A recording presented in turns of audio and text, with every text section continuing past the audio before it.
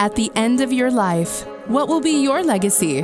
What will you leave behind for future generations? For the world, join the World Messenger, Izabela Lundberg, each week as she brings you a new distinguished guest from the business, sports, or entertainment world to share their success, their struggles, and their lessons. They will share their insights into current hot topics that affect everyone. Izabela facilitates an intimate, vulnerable environment to find the true value of humanity and real leadership. Are you ready for your legacy? The legacy that matters? Hello, my beautiful friends. It's Izabela Lundberg here, the World Messenger, and I'm welcoming for another epic episode of Legacy Leaders. I have a special guest that I'm super excited to introduce to this episode. He is joining us actually from Bronx, New York, part of New York City, and he is executive producer of and director of BronxNet, and he is involved in so many awesome, cool, creative arts and digital footprint in media. He also likes to partner and help with health systems and do crazy things with, obviously, through his production and educational things, actually wanted to say. Without further ado, let's introduce you to my guest, Max Knobbe. How are you? I'm better now that I'm talking with you, Izabela. It's great to be here with you from the Bronx, New York. We send our greetings and love and yeah, looking forward to this conversation. Fantastic. Likewise, it's just amazing what we can do with the technology. We can be in any parts of the world and have a real-time conversation and what is happening. So before we depict and dive into what's going on in Bronx, do you mind just sharing a little bit about your background and your heritage? Are you a native from the Bronx, or are you migrated or immigrated there? So do you mind just sharing a little bit about your background? So I'm born and raised in the Bronx, the birthplace of hip hop. Right now, DJ Jazzy Joyce, an amazing hip hop DJ, is calling me right now because we're going to be doing some hip hop specials coming up in our studios that spotlight women pioneers in this genre. And the Bronx has tremendous creative capital. It's a beautiful place to live, to thrive. The community is tremendous. And growing up in the Kingsbridge section of the Bronx, I appreciated that, the diversity of the Bronx. And, going to Bronx Science and Public School 7 before that. And, my heart and my home, no matter where I live, will always be in the Bronx.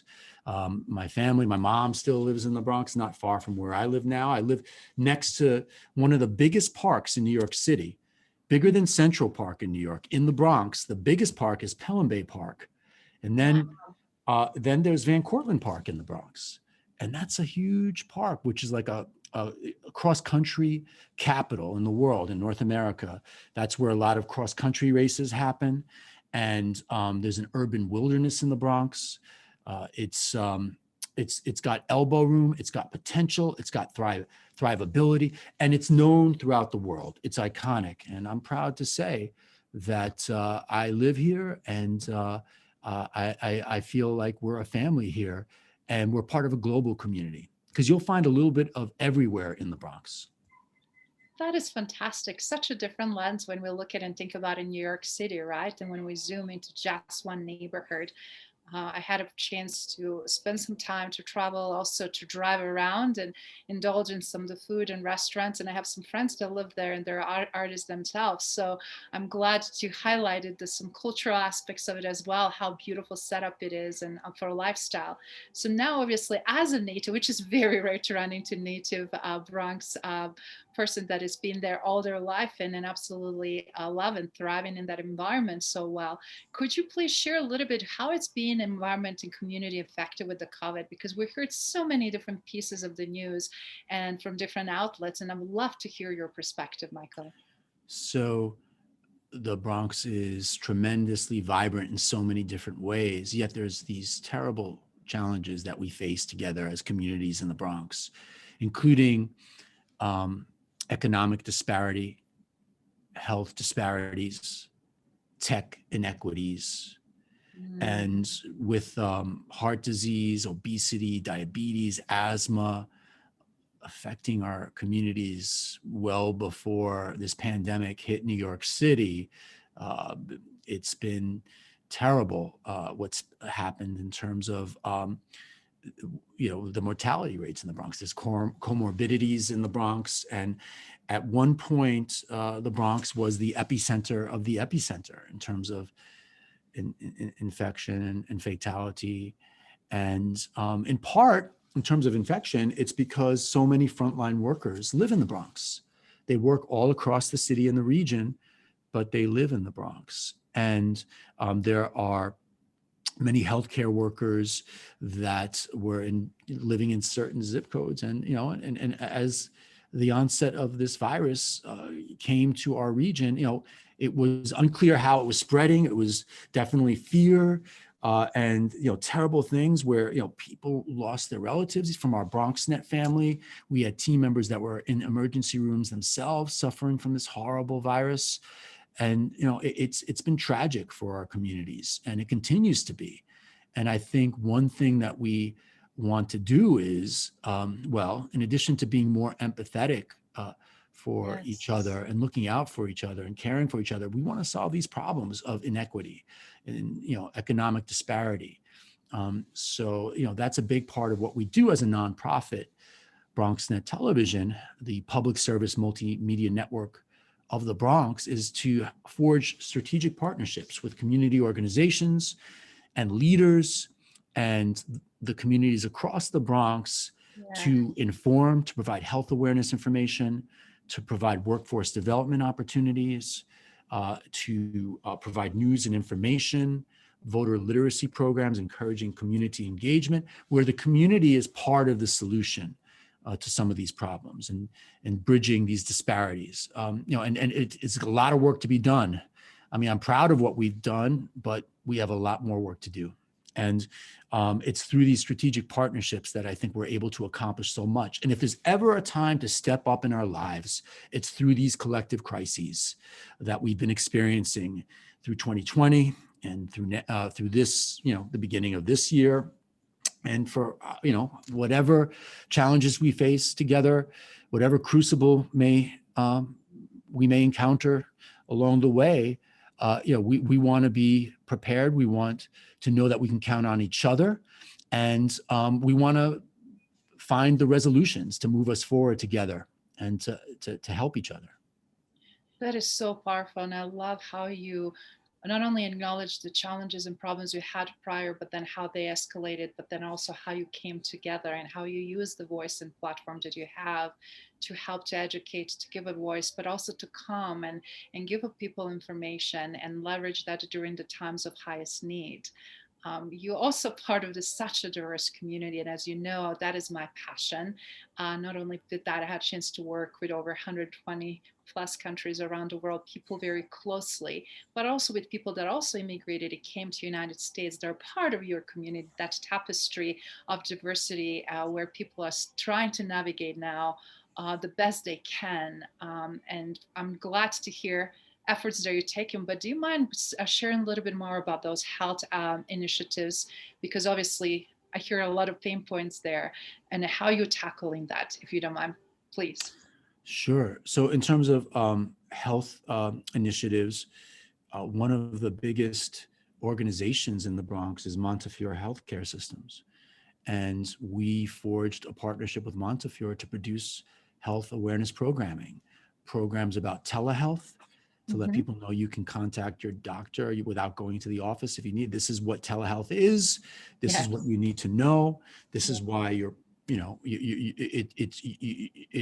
it's whatever privacy concerns you have, are addressed in this way.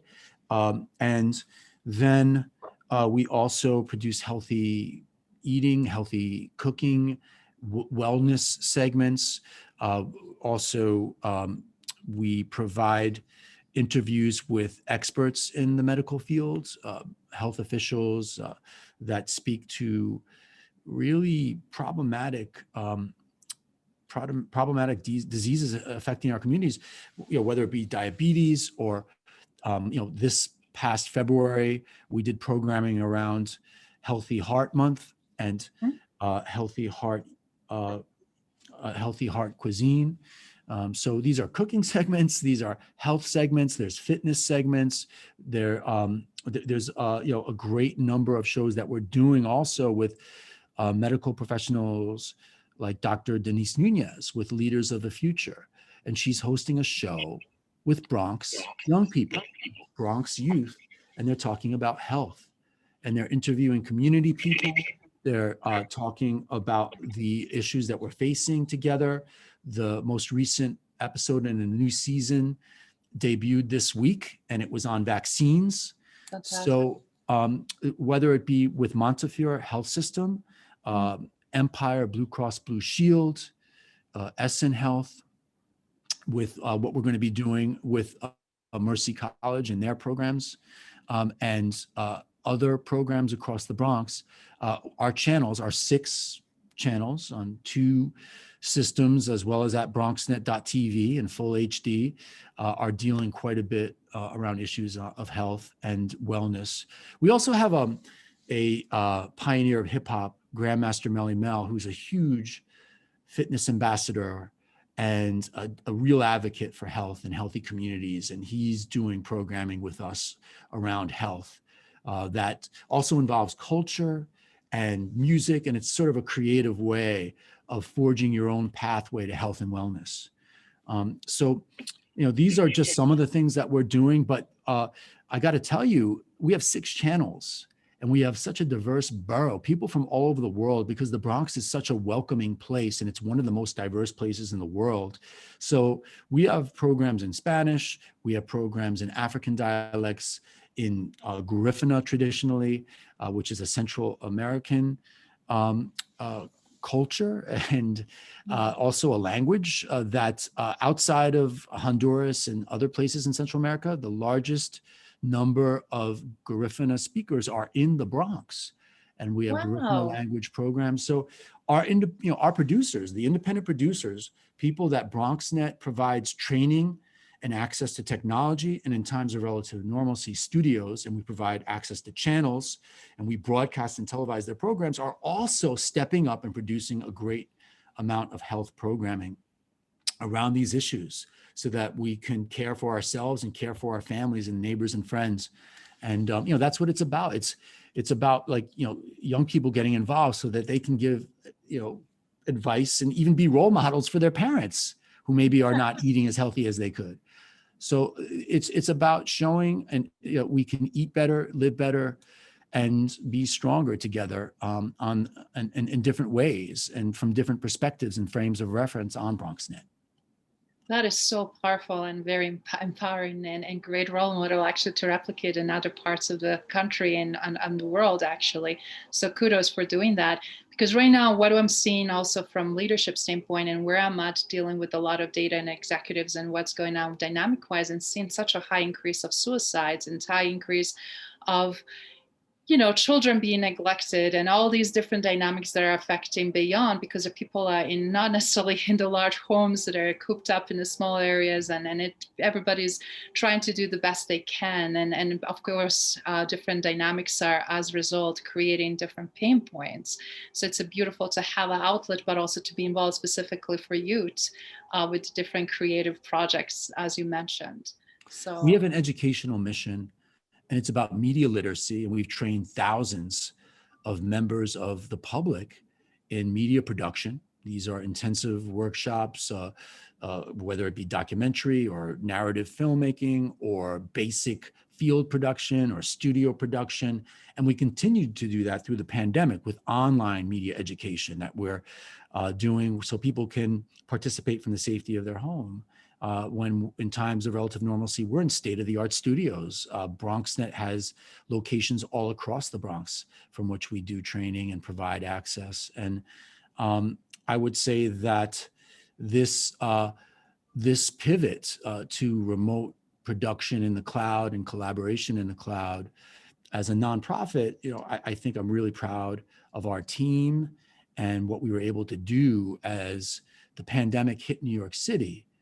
To, without interruption, continue producing vital health information, news updates with team members in the field, gathering news and shooting in the community, but also equipping team members so that they could host from TV studios in the home, do technical directing from control rooms in the home, Wow, and that is edit impressive. in post-production suites in the home, and with artists doing animations and graphics in art studios in the home, as well as classrooms in the home with our media online education. With our media team, we also provided internships so that students could participate. We've not only trained thousands of members of the public, but we trained thousands and provided workforce development training and immersive experiential learning opportunities for thousands of students, middle school, high school, and college students, and sometimes even younger students. And that continued through the pandemic.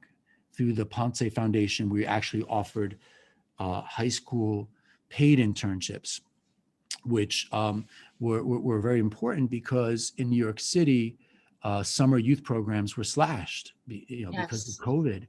And these students did great work. They learned valuable skills. They learned how to work together as teams. So we have an educational mission. We're considered a nonprofit. But I've always thought nonprofit, the term, maybe we could come up with a better term. I mean, there is a profit. There's a value to what we do, I think, for community. That's what I'd like to think. I'd like to think that. And just because you're not making money by amazing, exceptional work you do, and that's exactly what I was say, that doesn't mean it's not valuable. But the fact is that you depend so much on the sponsorship and supports and financial means from large corporations and different entities to continue that work. It's so important to have that strong community bond and relationship that continues. And usually what happens when it's disaster, things stop, as you said, or there cannot be continued. And that disruption creates also even so much pain points. So it's great that you guys could continue to do what you were doing prior and then enhance it even more so, because people need stability, right? And they need to somewhere to go to, and they know that their voice is heard, but also that somebody's paying attention to them and they know what to do or what's available and how they can partake in the process. And across the board, we've been agile to broadcast all the COVID-19 town halls that the health commissioner, that New York City, that our Bronx local elected officials put together. We broadcast them on BronxNet to get the most up-to-date, vital information out immediately to the public. We do it live.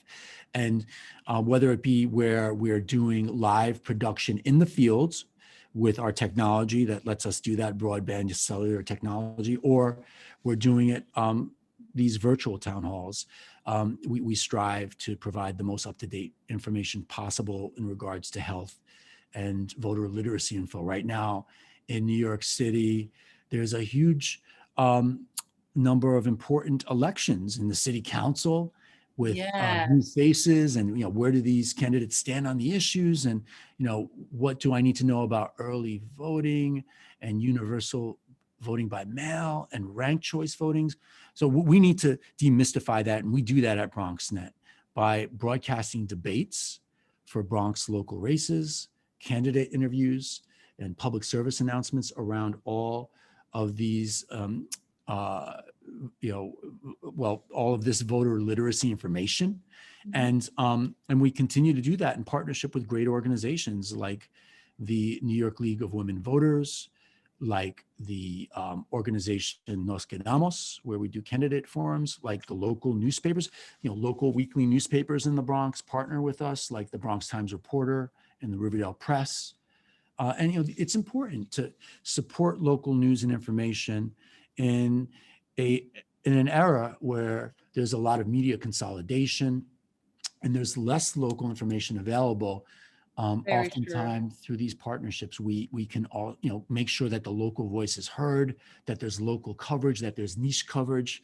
And, that's what we want to do. We want to make sure that our communities are not misrepresented, as too often has happened in the past. The Bronx has been sensationalized in mainstream media and news and in film, in Hollywood.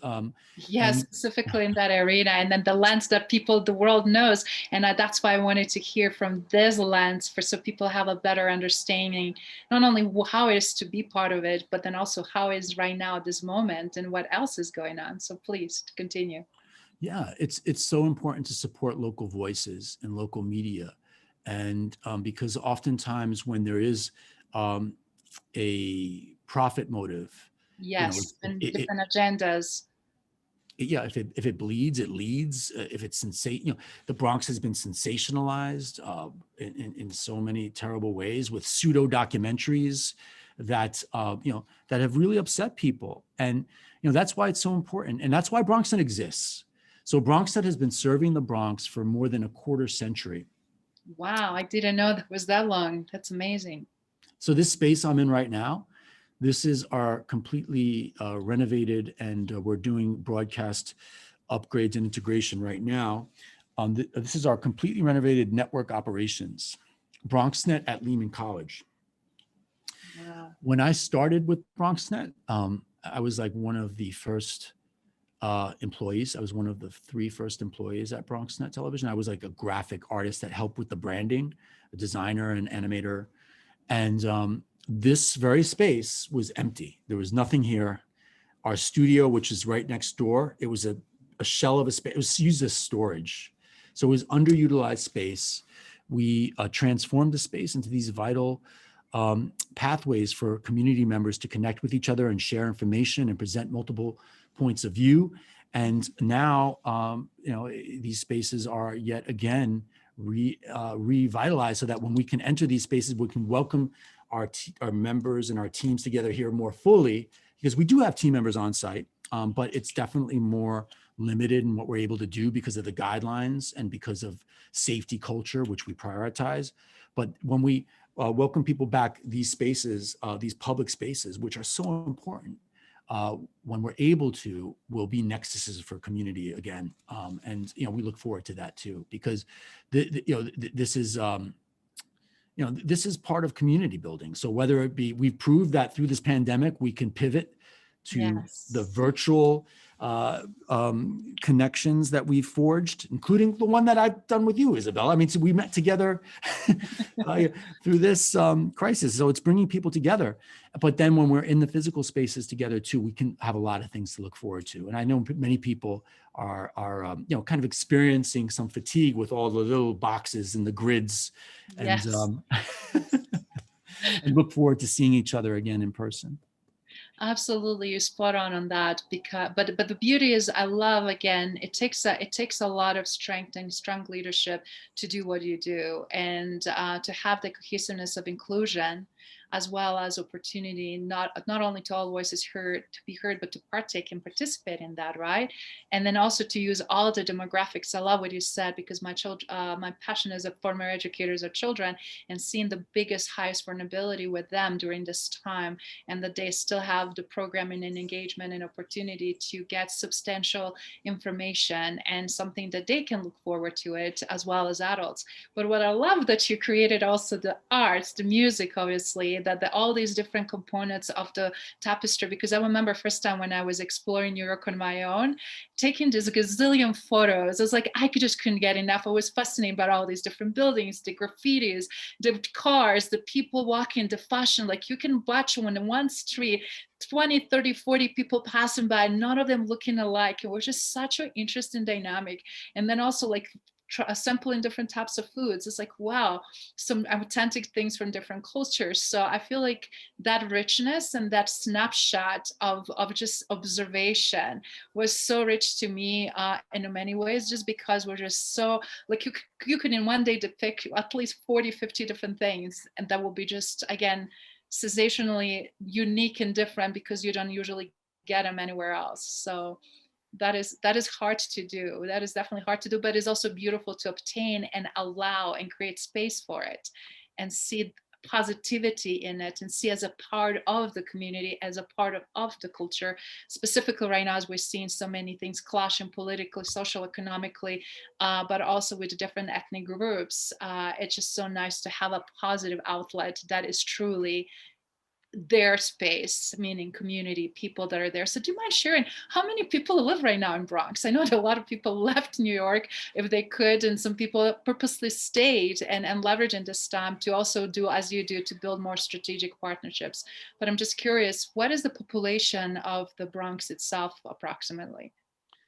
So a lot of people say the population of the Bronx is 1.4 million people.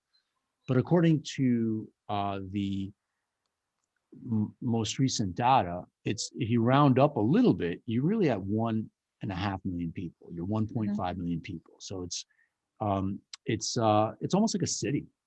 Yeah, it and is. and it's one of the more affordable parts of New York City, because well, um, a lot of New York has changed in a way that has been harmful to people that have lived in the city for a long time, and the cost of living and all that, and there's housing insecurity, and I think people in the Bronx are very cognizant of that, and the community has struggled through the decades to make sure that the Bronx is represented and not misrepresented, but also to protect the people of the Bronx and to protect our home. And and I think that is something that I would say is a big part of the reason why it's it's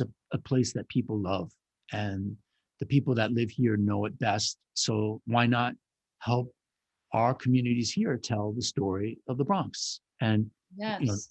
and that's and that's that's why we exist, in part that educational mission, but also to present that Bronx perspective, which is a global perspective, because Yeah. there's so many influences here. And Izabela, what you were sharing before about like the creativity and the the colors, the vibrancy of New York City and in the Bronx, it's a lot of influences, because there's so many world perspectives that come together in one place. And what happens is that creativity, that culture becomes something that's rooted in where people are originally from. But then these influences and this cross-cultural communication leads to new things, new opportunities, new forms, whether it be Latin jazz or hip hop Yeah. or salsa or doo-wop. I mean, these are genres that really grew in the Bronx. When I say hip hop, I'm not just talking about the music. I'm talking about the music, but I'm talking about the elements of hip hop, which DJing, street art, MCing, And fashion and influence b-boying, and b-girling, influence. breakdancing. Yeah, there's things here that that came about because there's so many people in here that are coming from different parts of the world that are struggling, but that are building together. And I think it's so important to spotlight that, and we do that, and we try to do that, and we try to help our communities here in the Bronx, as Yeah. to do that, to represent.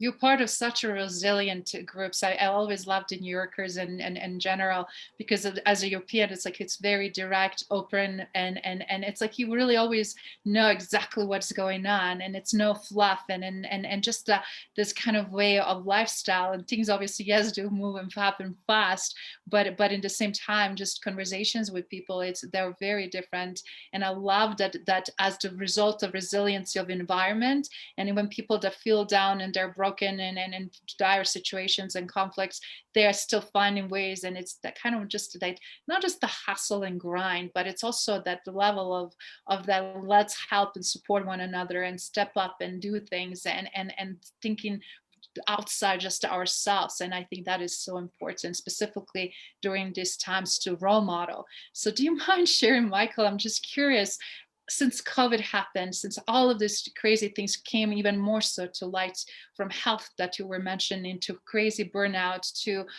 fragmentation of community, and then still trying to keep it all together. How is that daily life looking like? I know restaurants are still on high restriction. The movement was on high restriction. Parks that you mentioned, they're bigger than a Central Park, but yet people did not indulge in them because of all these restrictions. So do you mind sharing just like what used to be or looks like to be at that time or this time that it's a little bit easing up, like day-to-day lifestyle? So I've interviewed people in the parks. I spend mornings or evenings or running in the park, and I'd done stories in the park, and basically the park became a sanctuary for people, like the bigger parks, because gyms were closed. There was high unemployment, and there continues to be high unemployment right Yes. now. Before the pandemic, the employment situation was getting better, actually, in the Bronx and across the city. It was quite good. But it's definitely devastated small business. And there are people that were struggling, and the parks in the borough of Parks, the Bronx is known as the borough of Parks, became sort of a sanctuary for people. I saw people weight training with logs. More people were running. They were doing pull-ups and push-ups in the park. They were doing group fitness in a way with the community, where they were, socially distant and spaced apart, but they were together as a community as best possible.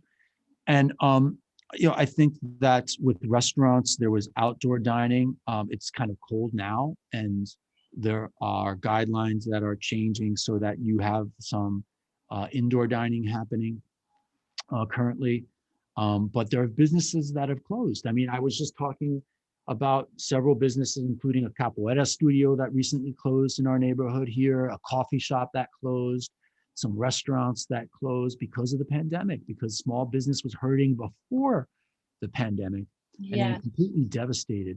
And it's about being alert to these problems, and helping to try to solve them. So another situation, of course, and too often it gets overlooked, it's the arts community. I mean, the Bronx has such creative capital, and there's a creative community in the Bronx that had commissions that were canceled, exhibitions that were canceled, events canceled, as well as performances. And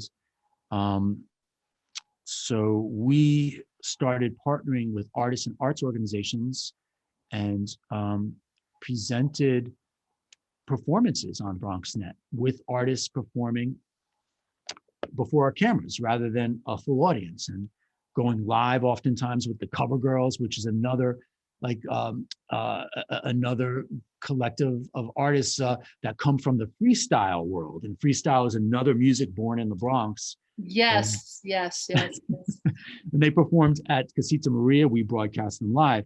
During the holidays with Casita Maria, usually there's a paranda concert. Well, it couldn't happen, right? In the same way.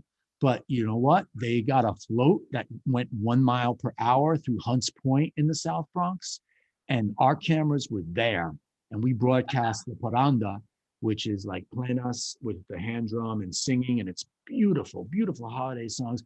So the community on the street in Hunts Point heard this and saw this float with the musicians, and we broadcast it live to the Bronx.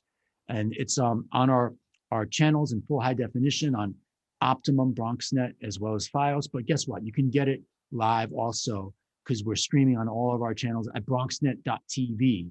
And we have video on demand there as well, BronxNet.tv. And then our Instagram, we go IG Live.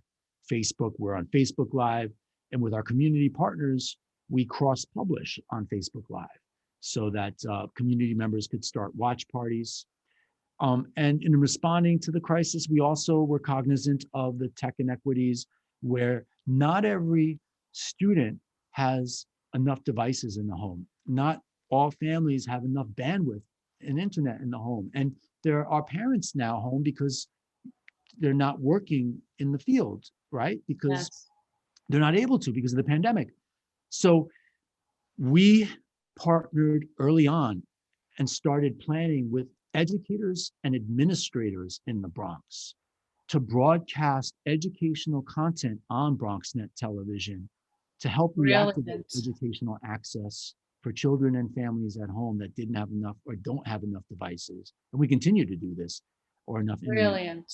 And we started training teachers in March of 2020 in media education, so that they could get good audio, video, acquire good audio, video, and produce lessons that we broadcast on BronxNet every day, twice a day, via the Bronx Edulution for children and families at home.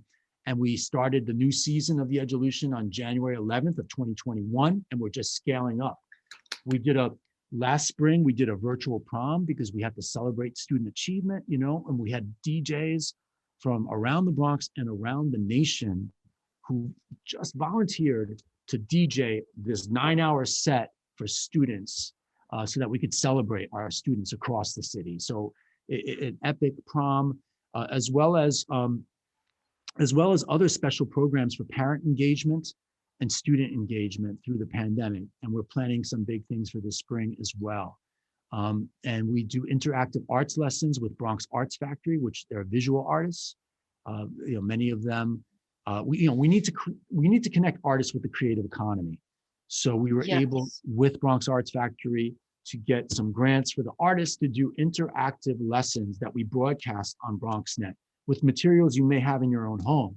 So audiences could be creative and create new art, and artists get an opportunity to share.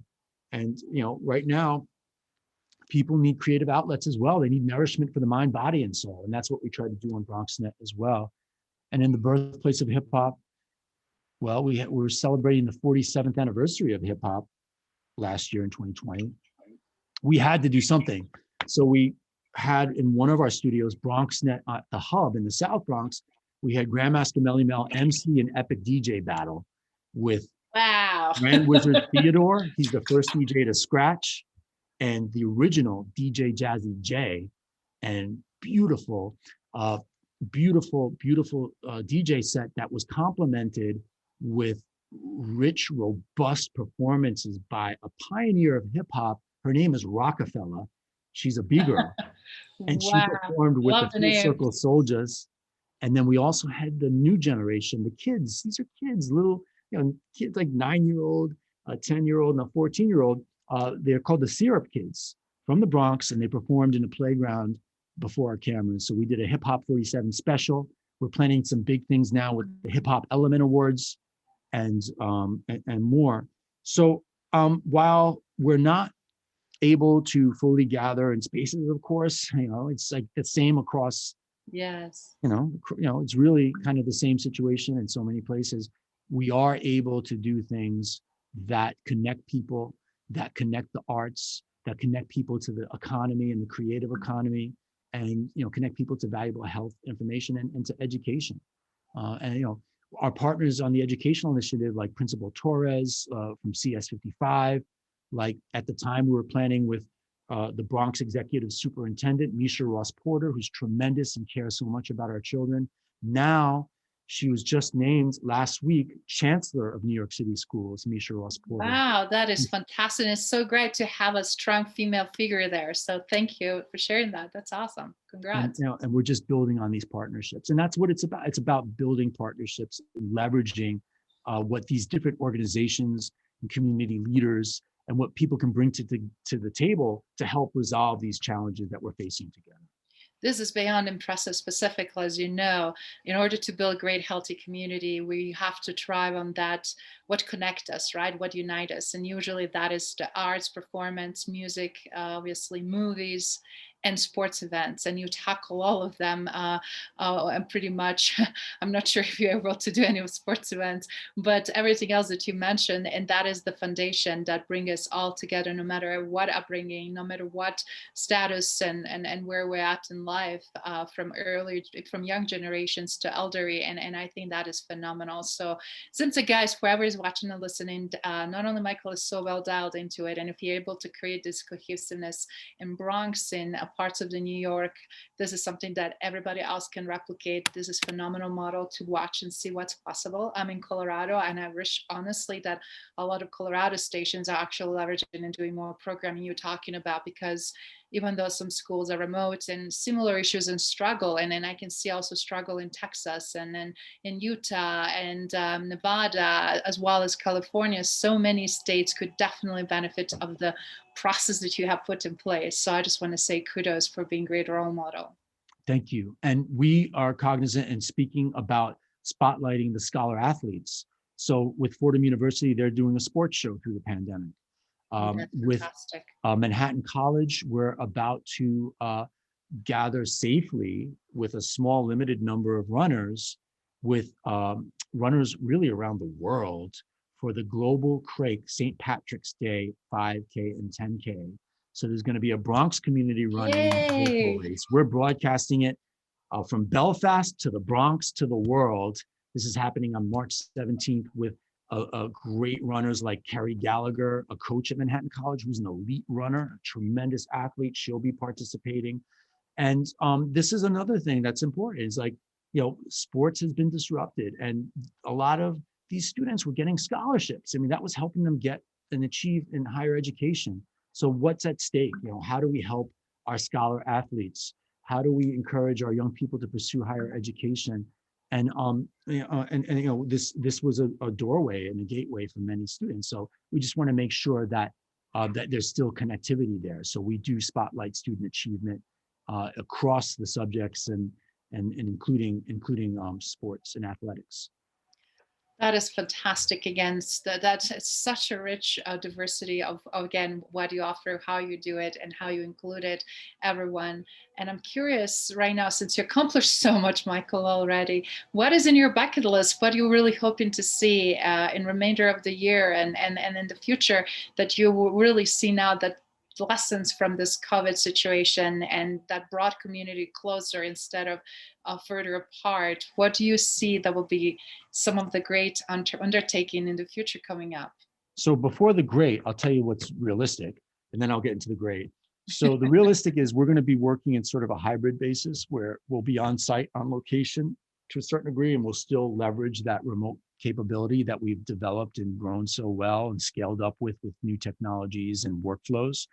And then we also look forward to being at our locations in a greater level. In this, our network ops, BronxNet at Lehman College. I was just talking with our partner at Mercy College, one of the vice presidents at Mercy College, about health programming that we're going to be doing with them at our location, BronxNet at Mercy College, on a level that's safe and that will leverage a lot of our remote capabilities again. And then I really look forward to what we're doing this month, the month of March, Women's History Month. I mean, not only are we showing amazing short films about incredible women, but we're also producing new content, fresh content with artists in our BronxNet at the Hub location, with a beautiful mural painted by high school students in Bronx Arts Factory. Right in front of that, we're going to be doing some fresh programming this month at BronxNet at the Hub. And then we're going to be moving from BronxNet at the Hub to our biggest studio yet, BronxNet at La Central, which will have a windows on the South Bronx TV studio. So basically, we'll be on Westchester and Brook Avenue in the South Bronx with windows on the South Bronx, looking at the community. Community could look into the studio, doing morning programming and other types of programming, with also a media immersion studio for new media, mixed reality or augmented reality production. This BronxNet at La Central location will be 14,000 square feet, and it will include a new media immersion studio for those capabilities, innovation labs and learning labs, so that we can prepare students for the workforce, where there's going to be a demand for more technology-driven jobs. I mean, we're going to help in partnership with other institutions of higher learning and organizations provide these great experiential learning opportunities for students that will prepare them for these, to be part of the skilled workforce. Wow. That is amazing. Again, community that's just going to blossom and then I think as a result quickly recover and have a much stronger foundation infrastructure. I think that is fantastic goal and undertaking and already seeing those next steps. So that's great. And on personal level, I know you've been obviously accomplished and you're passionate about arts and everything you do in digital footprint. So what's in your bucket list and what would you like to be remembered for and known for as part of your legacy? Because you already created such a tremendous impact just in the last 12 to 14 months, not even talking about what you acquired and did prior. And obviously with that in mind, your legacy, it's already there, superseding you in many ways. But do you mind sharing what that is next thing that you saw based on this transformation that also an impact made it on you, that is something you like to definitely dabble into it? There was a point in our world here, in our new abnormal, yeah, when it was really our new abnormal, when we didn't know how this virus was spreading. And people were like, there was like, first it was like, oh, you don't wear masks, or it doesn't matter if you wear masks, or remember, it was like all these different like misinformation, or like people Yes, uncertain, yes. like people weren't Conflicts and tensions, and yes. and people weren't sure how the virus was spreading. And I think that there were, we were so, we had to understand that our team members, some of our team members, no matter where you are, like whatever company, right? You're going to have people maybe that live with an elder parent, and they care, and that's some of the most vulnerable, right? So we have to be cognizant of that. So we make sure that people feel comfortable, and we try to find a role, because everybody believes in what we're doing at BronxNet and in many companies like BronxNet, and everybody wants to contribute. So it's about like solving these opportunities together. Like, hey, you can actually pitch in tremendously by this. If we can get you this technology, if you can fill this role, it's about adapting to the situation and being understanding, empathetic, and helping our team members contribute in meaningful ways. And I think that was a big part of what I am, proud of, that we were able to do together. And through this process, though, with this uncertainty about how to get out there and news gather and tell the stories. I mean, I remember at one point in New York City, and in the world, the epicenter of the epicenter was actually in Queens, in Elmhurst, Queens, Elmhurst Hospital. Tremendous number of patients in the ER, and one of our team members was there, and it was terrible. Oh my God, terrible. And we in the Bronx recognized that Elmhurst needed our help. So Mercy College Physician Assistance Program educators contacted me and said, hey, we're going to donate PPE to Elmhurst Hospital. Can you document it? And I said, absolutely. Wow. So I went out there to Mercy College Bronx campus, and interviewed the team at Mercy College, like Lorraine Cashin, Professor Lorraine Cashin, and others, and documented them as they gathered all the PPE that they had on campus, which was a lot, and then brought it to Elmhurst Hospital. And then I interviewed emergency room physician David Checketts about the pandemic, about what people need to know, about what they were seeing coming into the emergency room, and told that story. And that kind of like showed me that I need to help tell these stories. I need to help kind of show that we can tell these stories safely. So I had an N95 mask at the time, because again, we didn't know how this was spreading. So I had N95 and then 2 other masks on. I had eyewear. I was like, I had glove, and I was shooting. And so I through this pandemic, and you asked me this question, and this is a long answer, but through this pandemic, I developed this love, returning to what I used to do, reporting, of storytelling, this love of storytelling, yes. Documentary style storytelling, not where you're seeing me or hearing me, but I'm kind of telling the story through the voices of the subjects that I'm interviewing. Sometimes I'm interviewing them on the run. I did in the summertime a number of stories through our collective crises around social justice and social injustice, and our communities here across the nation are outraged by the injustice and the racism, and we had to tell that story. So our team members at BronxNet are great journalists like Sanji Lopez and Arlene Makoko and George Matos and Dorissa White and Ashley and others, were out in the community and telling the stories. And I went there as well, and I shot things like the Stronger Together Run for social justice and the wellness rallies for social justice. And these were voices on the move. These are people that are doing performative action. And these stories were told while moving. So I'm almost like a mobile production. So I enjoy storytelling. Is to answer your question, I kind of want to get back into the world of storytelling a bit and helping people tell stories. Now, not just doing it myself, but also kind of building on that, but with new media as well, and immersive media. And I think there's such great opportunities with soundscapes and experience things in different ways. There's a healing that can happen through that. Yes. Yes. And I'm being a little bit dabbling in that myself, and you're spot on. It is just a great way to serve content that connect us, educate us, support us, but also to educate us on the end of the day. And I think you're spot on. And storytelling is so powerful. So I'm super excited to see what you're going to create in months and years to come. That's a great mission.